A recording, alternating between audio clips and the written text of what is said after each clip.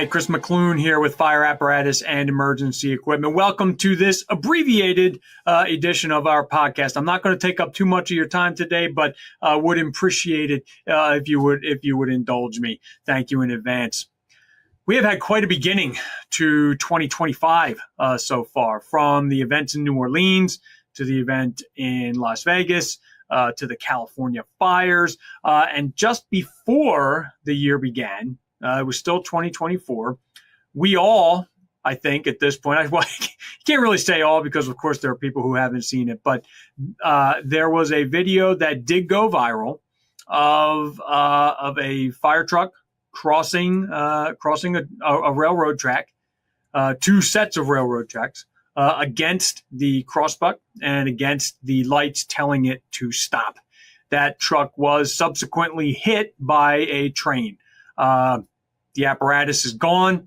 The firefighters all made it, which is a lucky break, because if that truck had not yet gotten to the position it was in, we easily could have lost those firefighters. So this should be a close call that we all learn from. It should be a teaching moment to all officers, to all drivers. We should all be taking a look back at our careers and saying, what was I ever in that situation? What did I do? Was I ever in that situation where I was a passenger? What occurred, and how lucky were we if we did something like that to get across? We should all be looking at that and then saying to ourselves, not again. We're not going to let something like that happen again. I'll never forget one particular call I went on, and it was a working job, and it was not in my district. We were responding to another district, it might have been at a time when all three of our trucks were on the dispatch. Now, with box systems being tweaked over the years, it could have just been two trucks going over. I'm not sure. I was on the second one that was going over. I was a passenger, and en route, we heard on the radio confirmation it's a working job, and we were approaching an intersection there, a railroad crossing. At that railroad crossing, I believe there are two sets of tracks. We were coming up, crossbucks were going down, lights flashing. I'll never forget it. We were on our rescue truck at the time. That rescue truck did not have a tilt cab, and we had four seats going across that were rear facing. There was a wall in between us. There were windows that would be opened if the officer wanted to communicate with the firefighters in the back. And two of those seats would tilt forward to gain access to the engine. Anyway, he was sitting there as we started to slow down. He turned around, took a look at the crossbucks going down and the train approaching, and he punched the seat, the cushion next to him, and yelled, "Dog!" And it's exactly what it was. It sucked. We were on our way to a job. Everybody's ready to go. Driver, officer, all of us ready to go to work. And we got stuck.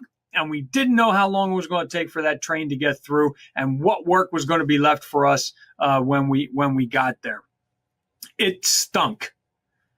The driver and the officer, under control, realize, well, this stinks, but we're stuck. There's nothing we can do about this. We're going to wait. We're going to have to wait, and whatever's there when we get there is there when we get there. It stinks, especially when that adrenaline is going. But it also reinforces that the driver and the officer have to remain calm, collected, and make the right decisions. That was not a call. This was an early morning call. I mean, it was probably 4:00 in the morning, I think, when we were maybe 5. As I recall, it was a Saturday. It was a long time ago. As I recall, it was a Saturday. I was not yet even an engineering officer. I was still a firefighter at that time. So it was early on in my career. But I do remember that pretty vividly happening. And, again, kudos, to the driver and the officer to remain in control. We all have to do that. We have to keep our crew in mind, And we have to remember that if we don't get there, we can't help anyone. If it's a freight train and it's going to be a while, call your dispatch center, whether it's for us, it's county, call your municipal dispatch center and tell them we are stuck. We have a freight train coming through.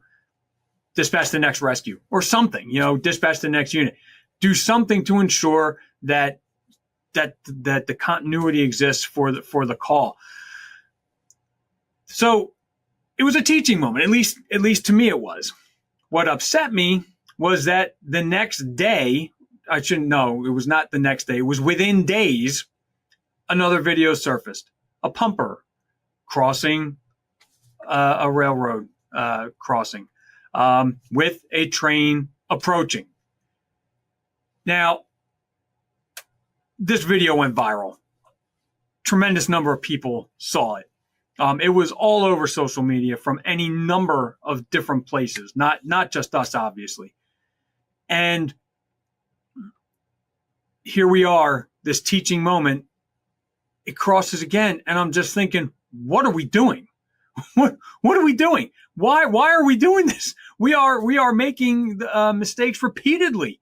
Again, this truck made it over. Who knows? Who knows? It was another lucky break. These are unacceptable. Preventable accidents to me are absolutely unacceptable. We know what we're doing. We know how to operate safely. We know going through an intersection, we need to gain control of that intersection. We need to let that intersection breathe before we proceed through. Just because we have red lights and sirens does not give us permission to just go. And we know this. And when there's a school zone, we know we have to slow down. And even though it's killing us because we want to go, who's going to mess with kids with possibly injuring or killing children? We're not going to do that. So it stinks during that time. It stinks when the crossbucks are down. We need to stop. We need to just step back, get control of the situation, get control of whatever emotions we're having, get control of the adrenaline, and stop and let it happen. And if it's going to be a while, make sure somebody knows. We are all set up in pretty decent ways with mutual aid agreements. I would think, there are ways. Radio your dispatch, tell them you're stuck, and they can take it from there. Dispatch the next due, dispatch the next due engine, dispatch the next due rescue. There are going to be chiefs responding. Let them know, Chief, the rescue is stuck at a train crossing. It looks like it's going to be a freight train. Not sure how long it's going to be. Let them handle it. Let them take care of it. It stinks. It's awful. When your adrenaline's going and you're going to something, it is, you want to help. You can't help if you can't get there. And that is what happened with that, with the first video I mentioned of the train, of the train hitting the rig. That rig is toast. Firefighters, there were some minor injuries. They easily all could have been killed. That train was moving. They easily could have been killed. And that should be a teaching moment to all of us. That is too close a call, but it was a close call, and close calls are as important to learn from. So something to learn about there. Now, I mentioned social media before. This video was all over social media, and I wanted to talk a little bit about social media as well. I think we all know social media can be a great place. It can also be a not so great place. And where I'm thinking about it in this case is the California fires. This is a conflagration on the mainland like we have never seen before. The fire department was overwhelmed. Its firefighting systems were overwhelmed. We're at a point where it's not time to start pointing fingers. It's not time to start, releasing erroneous reports. We've got a job to do out there, and they're doing the best that they can. They are doing it with everything that they can.